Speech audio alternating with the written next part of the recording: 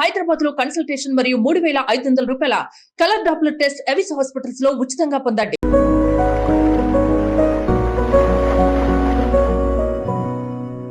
Welcome to our channel. ఈ రోజు మనతో పాటు రమగారు ఉన్నారు.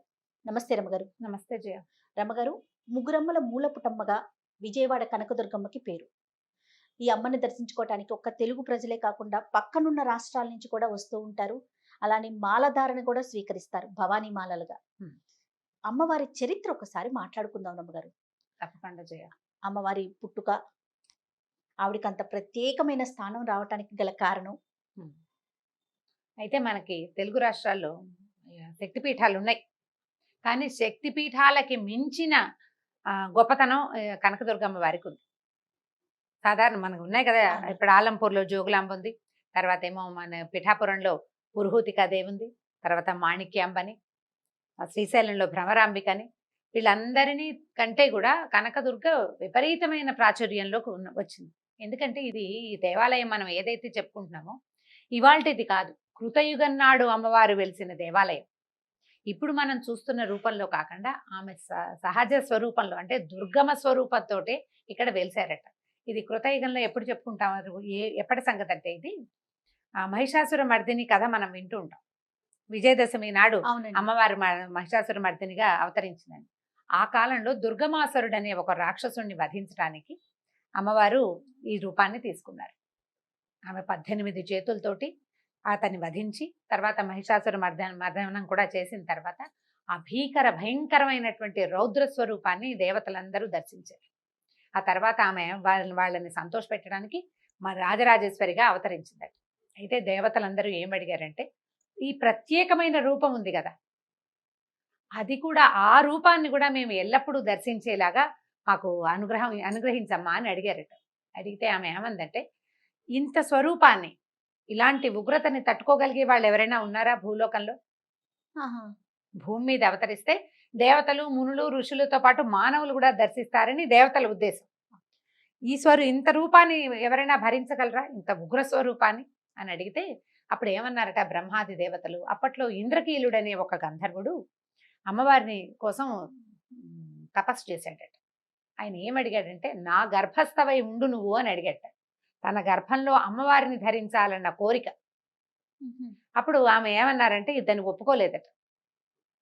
నన్ను గర్భంలో ధరించడం అంటే సాధారణమైన విషయం కాదు, నీ వల్ల కాదంటే తర్వాత కల్పాంతంలో ఎప్పుడైనా అవకాశం ఇస్తాను నీకు, నువ్వు ఇంత తపస్సు చేసావు కాబట్టి అని చెప్పారు. ఆ ఇంద్రకీలుడు ఒక పర్వతంగా మారి అమ్మ తనని ఎప్పుడు అనుగ్రహిస్తుందో అని వేచి ఉన్నాడు. అతను ఎలాగో కోరుకున్నాడు కాబట్టి అతను పర్వతము, నిన్ను భరించగలిగే అవకాశం ఉంది, ఎంతో కాలంగా అతను వేచి ఉన్నాడు, అతని గర్భాన ఉదయించు ఇదే రూపంతో, మేము నిన్ను ఈ రూపంతో కూడా ఎప్పుడు కొలుస్తూనే ఉంటామని దేవతలు, బ్రహ్మాదేవతలందరూ అడిగారు. అప్పుడు ఆమె ఈ ఇంద్రకీలము అనే పర్వతం యొక్క గర్భం నుంచి ఉద్భవించిందట, మహోగ్ర రూపంతో. ఆ ఉగ్ర రూపం ఇట్లా కొండ మీద దిగేసరికల్లా లోపల నుంచి ఇట్లా వచ్చిందనమాట బయటికి. గర్భంలోంచి ఉదయించటమే అది. నీకు కొండ పైన కొసన లేదు దేవాలయం, ఉండదండి, మధ్యలో ఉన్నట్టు ఉంటుంది. ఈ వచ్చేసరికల్లా ఈ అమ్మవారికి కుడి ఎడమ కళ్ళు ఏంటంటే, కుడి కన్ను అగ్నినేత్రం అట, ఎడమ కన్ను ప్రశాంత నేత్రం, అంటే సూర్యచంద్రుడు. సూర్యచంద్రులే అమ్మవారి నేత్రాలు అని చెప్తాం కదా. ఈ కుడి కన్నులోంచి వచ్చిన జ్వాలలకి ఆ కుడివైపు ఉన్న కొండ భాగం అంతా పగిలి మండిపోవటం మొదలుపెట్టింది. ఎంత మంట వచ్చేసి ఉంటుంది.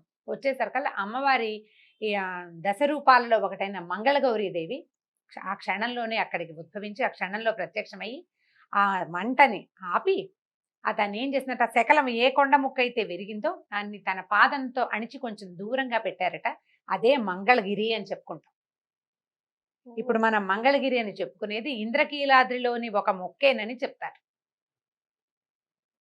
ఆ కొండ మీదే ఆ ఉగ్రత తాలూకు రూపమే జ్వాలా నరసింహస్వామిని, ఆయన శాంతింపజేయడానికి పానకం అర్పిస్తారని చెప్పుకుంటాం. మనకి మంగళగిరి దానికి ఒక ప్రత్యేకమైన స్థానం ఉంది. ఈ ఇప్పుడు కృతయుగంలో జరిగిన కథ కదా, అప్పుడు ఇలా జరిగిందని చెప్పబడింది. ఒక పుస్తకంలో ఈ కథ ఉందన్నమాట, ఇట్లా ఒక పురాణంలో చెప్పబడింది. అయితే ఈ మంగళగౌరీ దేవి కూడా అక్కడ ఉద్భవించడం వల్ల ఈవిడ ఇలా భయంకరమైన రూపంతో ఉంది. అప్పుడు బలులు అవి సమర్పించేవారు. అమ్మవారి ఉగ్రతని అలాగే పెంచి అట్లా ఉంచారు.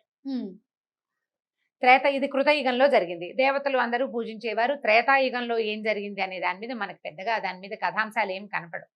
అయితే తర్వాత యుగమైనటువంటి ద్వాపర యుగంలో ఈ పాండవులు రాజ్యభ్రష్టులు అయిపోయిన తర్వాత, అయితే పాండవుల్ని వాళ్ళకి ఏమిటి సలహా అన్నిటికీ కృష్ణుడినే కదా అడుగుతారు. అవును. అయితే ఈ కృష్ణుడిని సలహా అడిగారు. ఏం చేయమంటావు ఈ విపత్కర పరిస్థితి నుంచి బయటపడడానికి మమ్మల్ని ఏం చేయమంటావంటే, ఎవరి దారిని వాళ్ళు బలాన్ని పెంచుకోవాలి. మీలో అత్యున్నత బలము అత్యున్నత ప్రత్యేకతలు కలిగిన వాడు అర్జునుడు.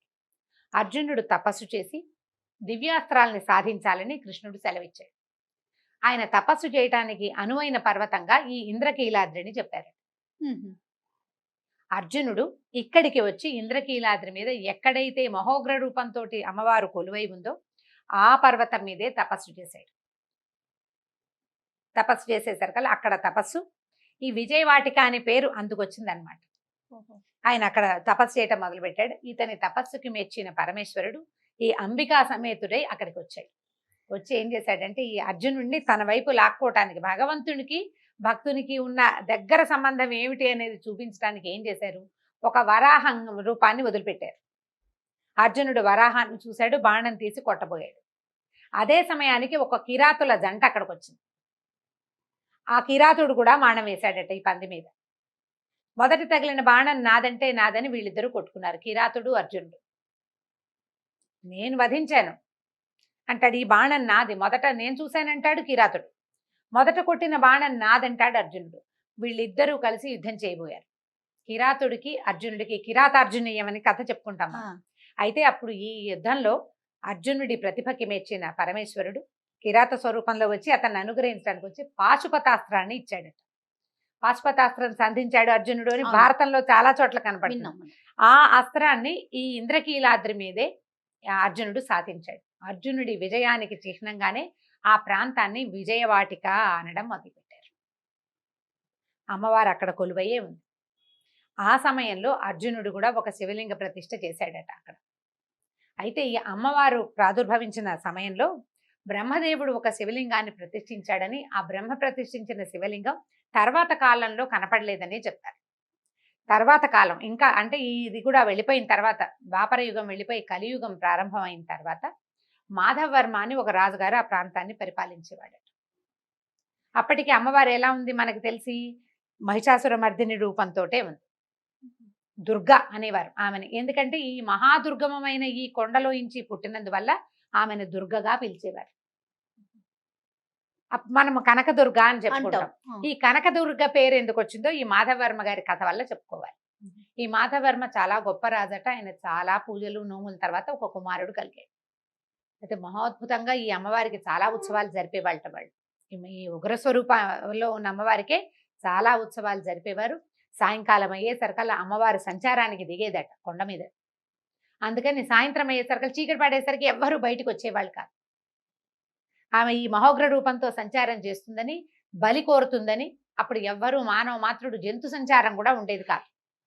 మనం ఇలాంటి కథలు భద్రకాళి దేవాలయాల దగ్గర కూడా వింటాం. అవునండి. అమ్మవారు సాయంకాలం సంచారానికి వస్తుంది. పగలు వీళ్ళు ఇచ్చిన ఆహారం తోటి ఆవిడ సంతృప్తి పడి ఉండేది. సాయంకాలం వచ్చేసరికల్లా ఆమెలోని ఉగ్రశక్తి బయటకు వచ్చేది. అందుకని మనుషులు కనపడకుండా ఉండేవాళ్ళు. ఒకనాటి సాయంకాలం చింతకాయలు కోసుకోవడానికి ఒక పేదరాలు, ఆమెకు 7-8 ఏళ్ల కుమారుడు వచ్చారట. చింతకాయలు కోసుకున్నారు. చీకటి పడుతోందని గబగబా ఇంటికి వెళ్ళిపోవడానికి వెళ్తున్నారు. ఈ వెళ్లే సమయంలో ఏమైంది, కొండ మలుపులో అట్నుంచి వచ్చేవాళ్ళు కనపడరు. వీళ్ళ మలుపు తిరిగే సమయానికి అవతల పక్క నుంచి ఒక పెద్ద రథం, 6 గుర్రాలు కూర్చున్న రథం ఒకటి వచ్చింది. ఈ రథం స్పీడ్గా వచ్చి వీళ్ళిద్దరికీ తగిలింది. కానీ తల్లి ఇవతలుంది, పిల్లవాడు కొంచెం ఆటకాయతనంగా ముందు పరిగెడుతూ ఉంటారు కదా పిల్లలు. రథం కింద పడిపోయాడు పిల్లాడు కాస్త మరణించేసరికల్లా అమ్మాయి గోడుని ఏడుస్తూ నా పిల్లాడిని ఎవరో రథం తొక్కేసిందని ఈ పిల్లవాడి మృతదేహాన్ని భుజాన్ని వేసుకుని రాజుగారి సన్నిధికి వెళ్ళింది. అప్పుడు ఒక ధర్మగంటని గంట కొట్టేవారు. ఆ గంట ఎవరు కొట్టినా, ఏ సమయంలో గంట కొట్టినా రాజు వచ్చి వాళ్ళకి తీర్పు చెప్పేవాడు. సూర్యోదయం అయ్యేసరికల్లా ఈ రథం నడిపిన వాడెవడో వాడికి మరణశిక్ష విధిస్తున్నానని చెప్పాడు రాజుగారు. తీరా అంతా చూసుకునేసరికల్లా ఆ సమయంలో రథం నడుపుకుంటూ వచ్చిన వాడు రాజకుమారుడేనని తేలింది, రాజుగారి అబ్బాయి. తప్పు ఎవరు చేసినా సరే శిక్ష పడవలసిందేనన్నాడు రాజు. ఆయన ఏకైక కుమారుడు. ఒకడే కొడుకు ఆయనకి. అయినా అది కూడా లేక లేక పుట్టినవాడు. మంత్రులందరూ గొల్లుమని గోల పెట్టేశారు. అయ్యో ఇది చెయ్యొద్దు, పేదరాలకి ఏదైనా న్యాయం చేద్దాం. ఉమ్, న్యాయం ఎట్లా చేస్తావు? ధనంతో కుమారుడు వస్తాడా?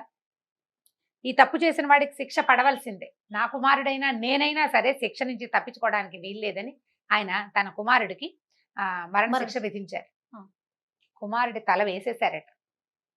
ఆ బాలుడి మృతదేహం, రాజకుమారుడి మృతదేహం పక్క పక్కనే ఉన్నాయి. ఎప్పుడైతే ఈ రాజకుమారుడి తల ఉత్తరించబడిందో ఈ ఆకాశం నుంచి కొన్ని గంటల పాటు బంగారు వర్షం కురిసిందట. బంగారం కురిసింది. విజయవాటికి అంతా బంగారంతో నిండిపోయిందట. నిండిపోయి ఆకాశం నుంచి అశరీరవాణి వినపడిందట. రాజా, నువ్వెంత ఉత్తముడివి, కనుక ఈ దుర్గ సేవ చేయటం వల్లే నీకు ఇలాంటి ఉత్తమోత్తమైన ఆలోచన వచ్చింది. నీ కుమారుడు, పేదరాల కుమారుడు ఇద్దరు కూడా బతికేస్తారని చెప్పి వాళ్ళిద్దరూ సజీవులై వచ్చారు. ఆ బంగారం కురిపించిన అమ్మవారిని ఆ రోజు నుంచి కనకదుర్గ అని పిలవడం మొదలుపెట్టారు. కనకం కురిసింది కాబట్టి, బంగారం కురిసింది కాబట్టి ఆమె వల్లే ఈ కనకదుర్గ అని పిలిచేవాడు. కానీ అమ్మవారు దుర్గమమైన స్వరూపంతో ఉండేది, భయం వేసేది చూడ్డానికి. ఆ, తర్వాత కాలంలో మన ఆది శంకరులు సంచారం చేస్తూ, అంటే అద్వైత మతాన్ని ప్రబోధించినటువంటి ఆది శంకరాచార్యులు. ఆ శంకరాచార్యులు మొత్తం ప్రపంచం అంతా చుట్టారు. అంటే భూమి అంతా అవునండి. ప్రదక్షిణ చేశారు, అన్నిసార్లు తిరిగారని చెప్తారు కదా. ఆయన ఆ క్రమంలో వస్తూ ఈ విజయవాటికి వచ్చారు. వచ్చి ఈ మహోగ్ర రూపిణి అయిన అమ్మవారిని సాత్విక మూర్తిగా చేశారు. శ్రీచక్ర స్థాపన చేశారని, శాంతి యంత్రాన్ని స్థాపించారని చెప్తారు. స్థాపించి అమ్మవారి కళని, ఆ ఉగ్ర కళని తగ్గించి ఇప్పుడు మనం చూస్తున్న సౌమ్యమూర్తి నవ్వుతున్నటువంటి కనకదుర్గ రూపాన్ని ఆ శంకరులే స్వయంగా తయారు చేయించి పెట్టారట. ఈ అమ్మవారికే ఒక చిన్న నవ్వు మన మొహంలో చూస్తే నీకోసమే నేనున్నాననిపించే భావన కలిగిస్తుంది. చక్కటి చిన్న నవ్వు, ప్రశాంతమైన ముఖము, నవ్వు, చక్కని కళ్ళు రూపుదిద్దినట్టుగా ఎంత పసుపు, బాగుంటుందో కదా రమ్మగారు. పసుపు చందనంతో ఈ రూపాన్ని ఆదిశంకరులే స్వయంగా రూపొందించారు. అప్పటి నుంచి అంతకు ముందు చేసే బలులు అవి మాన్పించి సమయాచారం ఏర్పరిచారు. ఇక్కడంటే పూర్తిగా సాత్వికమైన ఆహారం ఇవ్వడం, సాత్వికమైన నివేదనలు, సాత్వికమైన పూజ, సమయాచారమే ఇక్కడ ఏర్పరిచారు. అంతకుముందు వేరే ఆచారం పద్ధతి ఉండేది, అమ్మవారికి బలులు సమర్పించేవాడు. అప్పటి నుంచి మానేశారు. శంకరులు ఎప్పుడైతే శాంతి యంత్ర స్థాపన చేసి శ్రీచక్రాన్ని ప్రతిష్ఠించారో అప్పటి నుండి అమ్మవారు ఉగ్ర రూపాన్ని తగ్గించుకుంది. ఎందుకంటే దాని ఆ ఉగ్రతని తట్టుకోగలిగే అవకాశం, అంత శక్తి మానవులకి లేదు. సాత్విక రూప ధ్యానం వల్ల మనుషులలో సాత్వికత పెంపొందుతుంది. ఆ భావనతోటి శంకరులు మహానుభావులు అసలు ఒక్కసారి తలుచుకుంటే మన జన్మ ధన్యమైపోతుంది. వారి వల్లే ఇప్పుడు మనం చూస్తున్నటువంటి ఆ చక్కని సౌందర్యవంతమైన మహాద్భుతమైన కనకదుర్గా రూపం ఏర్పడింది. కనిపిస్తుంది. వారే చేశారు అది. ఓకే. ఆ తర్వాత నుంచి మనం సాత్విక పూజా అమ్మవారు. విధానమే సమయాచారంతో అమ్మవారిని అర్చిస్తున్నారు. ఈ మంగళగౌరి దేవి వల్లే మొదట ఏర్పడిన అగ్నికీలలు తగ్గినాయి కాబట్టి ఆమె ప్రీత్యర్థం పసుపు కుంకుమలతోటి అమ్మవారిని అర్చించడం, ఉమ్, అపరిమితమైన కుంకుమార్చన జరుగుతుంది ఇక్కడ. అవునండి. అమ్మవారికి ఏదైనా సమర్పణ అనగానే రాసులు పోసి కుంకుమ అర్పించడం, ఎరుపు సమర్పించే విధానం. మెట్టు పూజ కూడా చేస్తారు రమ్మగారు. మెట్టు పూజ ప్రతి చోట ఉన్నదే, ఇక్కడ కూడా ఇక్కడ, మెట్టు పూజ చేసుకోవటము, మెట్ల పూజ చేయటము, అమ్మవారి ప్రీత్యర్థం ఏదైనా చేయటం, ఎలా కుదిరితే అట్లా చేసుకోవటం, కుంకుమ సమర్పించడం, కుంకుమార్చన గాజులు. చేసుకోవటము, గాజులు సమర్పించడం. పూర్తిగా అంటే సువాసిని పూజకి సమర్పించే అన్ని రకాల ద్రవ్యాలని, సువాసిని ద్రవ్యాలని అమ్మవారికి సమర్పించటం. ఉమ్, రకరకాలు ఒక 40 సంవత్సరాల క్రితం భవానీ దీక్షలను కూడా మొదలు పెట్టుకున్నాను. అవునండి. ఇక్కడ 40 ఏళ్ళు అయింది అనుకుంటున్నాను నేను. ఉమ్, నా జ్ఞాపకం ఉండి 80లో స్టార్ట్ చేశారని గుర్తు నాకు. ఇంచుమించుగా 80కి దగ్గరలోనే. ఇప్పుడు ఇన్ని సంవత్సరాల నుంచి ఎంతమంది భవానీలో తొలుత ఎక్కడి కొద్ది నుంచో మంది వస్తా ఉంటారండి, కాలినడకన వస్తూ ఉంటారు అమ్మవారి దర్శనానికి. స్త్రీలు కూడా భవానీ దీక్ష తీసుకోవచ్చు అన్నారు ఆ అవును. మధ్య. పెద్దవారు వయసు అంటే వృద్ధులైన స్త్రీలు, చిన్నపిల్లలకి కూడా భవానీ దీక్ష ఇవ్వచ్చు. భవానీ మాలలు ధరిస్తారు భవానీలు. తర్వాత ఏమో నిత్యము మనలాగా సాధారణంగా వెళ్ళే భక్తులతోటి నిత్యము కోలాహలంగా, నిత్యము కుంకుమార్చనతోటి, ఎప్పుడూ కుంకుమ ధూసర శోభితంగానే ఉంటుంది అమ్మవారు. ఉమ్, ఆ పసుపు చందనం కలిసిన అపురూపమైన రూపం, ఈ కుంకుమార్చన, దానివల్లే విజయవాడలో ఎటువంటి పరిస్థితులున్నా ప్రశాంతత ఉండడానికి అమ్మవారే అక్షరాల కారణం. అయితే అమ్మవారికి కింద ఉమ్. మనం ముందు అనుకున్న ఉగ్ర రూపం అలాంటి అమ్మవారు ఉన్నారని, ఉమ్. కొంతమంది ప్రత్యేకమైన గురువులే అక్కడికి వెళ్ళి అమ్మవారిని సేవించుకుంటారని కూడా వింటూ ఉంటామండి. అవును, సంవత్సరానికి ఒకసారి లేదా 2 సార్లు అక్కడ పద్ధతి ప్రకారం ఆ కేవలం అర్చకులు మాత్రమే ఆమెకు సమర్పించవలసినది, ఉగ్రస్వరూపిణి అయిన అమ్మకి సమర్పించవలసిన పూజా విధానాన్ని సమర్పిస్తారని, అది లోకంలో ప్రజలందరికీ చూపించరని చెప్తారు. ఆ. బాగా స్పష్టంగా అవగాహన అయితే మనకు లేదు, ఏదో ఒక వాక్యం అక్కడక్కడ వింటూ ఉంటాం అంతే. ఉమ్. ఉండొచ్చు. తర్వాత ఇంకొక విషయాన్ని కూడా మనం వింటూ ఉంటాం రమ్మగారు. ప్రతిరోజు ఉదయం 4 గంటలకి ఇంకా అంతకన్నా ముందు కూడా లెగిసి కృష్ణా నదికి వెళ్ళి నీటిని తీసుకొచ్చి మేళతాళాలతో తీసుకొచ్చి పైనున్న అమ్మవారికి అభిషేకం చేస్తారు అనేసి. ఇప్పుడు నిత్యాభిషేకం చేస్తారు. అభిషేకం చేయాలంటే ఇప్పుడు ఈ కృష్ణానది తీరంలోనే ఈ కొండ అమ్మవారు ఉన్నారు కాబట్టి. ఈ కొండ ఉంది. పైగా మనం కార్తీక పురాణంలో విన్నాం, కృష్ణ సాక్షాత్ విష్ణు స్వరూపం. ఆ. నదులుగా మారిపోండని దేవతల్ని సరస్వతీదేవి శపించిందని, ఆ నదుల్లో భాగంగానే ఈ కృష్ణానదిగా ఈయన విష్ణుమూర్తి. అందుకే కృష్ణ నల్లటిదని చెప్తారు. నల్లగా ఉంటుంది కృష్ణానది అంటే, అడుగునున్న సాయిల్ని బట్టి నీరు అట్లా కనపడుతుంది, కానీ కృష్ణ నల్లటిది, విష్ణు స్వరూపం. ఈ విష్ణు స్వరూపమైన కృష్ణానది జలాలతోటి అమ్మవారికి అభిషేకిస్తే ఆమె శాంతంగా ఉంటుంది. వాళ్ళిద్దరూ అన్నా చెల్లి అని చెప్తారు కదా, నారాయణుడు నారాయణి అని చెప్తారు, అన్నయ్య చెల్లెలు. అంచేత ఈ కృష్ణా జలాలతోటి అమ్మవారికి అభిషేకం చేయటం, కృష్ణలో స్నానం చేసి అమ్మని దర్శించడం అపరిమితమైన పుణ్యాన్ని ఇస్తుందంటారు. కృష్ణ పక్కనే ఉన్నది కదా నది. బ్రహ్మంగారి కాలజ్ఞానంలో కూడా ఈ కలియుగాంతం ఎప్పుడంటే, ఈ కృష్ణానది పొంగి కనకదుర్గాదేవి ముక్కుపుడకని తాకినప్పుడు ఇది పొంగి ఇది వచ్చేస్తుంది, అంటే కలియుగాంతం వచ్చేస్తుంది అంటారు. ఎప్పటికో అది ఇంకా చాలా సమయం ఉంది. అమ్మవారి ముక్కుపుడకకి చాలా ప్రత్యేకత ఉంది. అవునండి. ఎందుకంటే ఈ సువాసిని లక్షణాల్లో ముక్కుపుడక ముఖ్యమైనది. అమ్మవారికి ఖచ్చితంగా మీరు ఏ రూపంలో అయినా చూడండి, ఒకవైపు చిన్నది, రెండో వైపు బయసరి కనపడుతుంది ముక్కుపుడక. ముక్కుపుడక ఖచ్చితంగా ఉండాలి అమ్మవారి స్వరూపానికి. ఇప్పుడు ఈ కనకదుర్గాదేవి కూడా ముక్కుపుడక ఉన్నది. ఈ పుడకని తాకటము అంటే అంత పైకి నీరు రావడం అన్నమాట. ఖచ్చితంగా పాదాల దగ్గరికి కాదు, పాదాల దగ్గర పైదాకా రావాలంటే మహాప్రళయం వస్తే గానీ అవ్వదు కదా. అలాంటిది కాలం ఒకటి వస్తుందని, అప్పుడు కలియుగాంతం అవుతుందని చెప్తారు. అమ్మవారి కృష్ణ యొక్క అంటే ఈ దుర్గాదేవి యొక్క ముక్కుపుడక అని చెప్పడం కంటే ప్రధానమైంది అంత ఎత్తున ఈ తరంగాలు రావడము అంటే మహాప్రళయం వచ్చినప్పుడే వస్తుంది. మనం దర్శనం చేసుకోవడానికి ఎంత చిన్న విధి అయినా ఊరికే సాధారణంగా అలా వెళ్ళి మొక్కులు కూడా చెల్లించుకుంటారు రమ్మగారు, తలనీలాలు సమర్పిస్తూ ఉంటారు, అన్న ప్రశ్నలు చేస్తూ ఉంటారు. అక్కడ అంటే ఇప్పుడు దేవాలయం అక్కడ చేసుకోగలిగిన అన్ని కార్యక్రమాలు జరుపుకుంటూ ఉంటారు. తలనీలాలు అసలు మనకు చెప్పబడింది కలియుగారంభంలో విష్ణుమూర్తికే, వెంకటేశ్వర స్వామికే తలనీలాలు. క్రమంగా మనకు అది అలవాటైంది. తలనీలం ఇవ్వటం అంటే ఏమిటి చేయ, ముక్కు అంటే మన అహంకారాన్ని పాదాల యందు సమర్పించడం భగవంతుడికి. నాకు అహంకారం లేదు, సౌందర్యం పట్ల ఆపేక్ష లేదు, నీ మీద ప్రేమే ఉందని దేవుడికి తెలియజేయటం, చెప్పడం. ఒక్కసారి నెత్తిమించి వెంట్రుకలు తీసేసి సరికల్లా ఏమవుతుంది, అందం పోయినట్టు అయిపోతుంది. తల ఇచ్చినట్టు తలనీలాలు ఇవ్వటం అంటే, నా అహంకారాన్ని నీ పాదాల కింద వదిలిపెట్టేస్తున్నానమ్మా అని చెప్పడం కోసమే తలనీలాల సమర్పణ. ఆ తర్వాత చెవులు కుట్టిస్తారు, ముక్కు ఇక్కడ కుట్టించుకునే వాళ్ళు ఉంటారు, అన్నప్రాసనలు చేసుకుంటారు, ఉయ్యాలలు కడతారు, ఎన్ని రకాలైనా చేయొచ్చు. ఈ శంకరుడు ఇక్కడికి వచ్చినప్పుడే బ్రహ్మ ప్రతిష్ఠ చేసినటువంటి శివలింగాన్ని తెలుసుకున్నారు, ఆయనకు తెలిసిందనమాట. అప్పుడు స్వామివారిని శివలింగం, ఇప్పుడు మనకి మల్లికార్జున స్వామి ఉన్నాడు కదా, మల్లేశ్వరుడు, దుర్గా మల్లేశ్వర స్వామి కదా.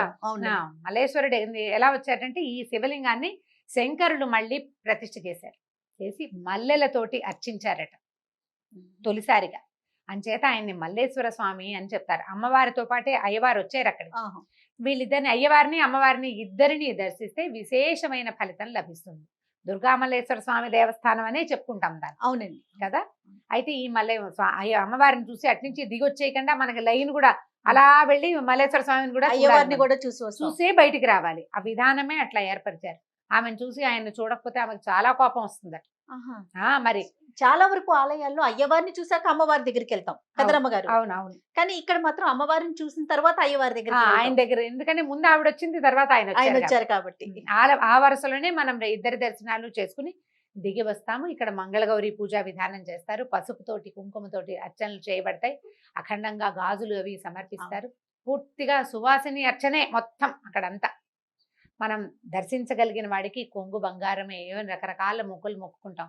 అనారోగ్యాల్లో పిల్లలను సంతానం కోసం ఆ. అనారోగ్యం, మొక్కులు, ప్రయాణాల్లో సమస్య లేకుండా వస్తే నిన్ను చూస్తామమ్మా అని ఏ మొక్కు లేకుండా దర్శించినా మనకి రావాల్సిన ఫలితం మనకి లభిస్తుంది. కొంగు బంగారం కనకదుర్గ.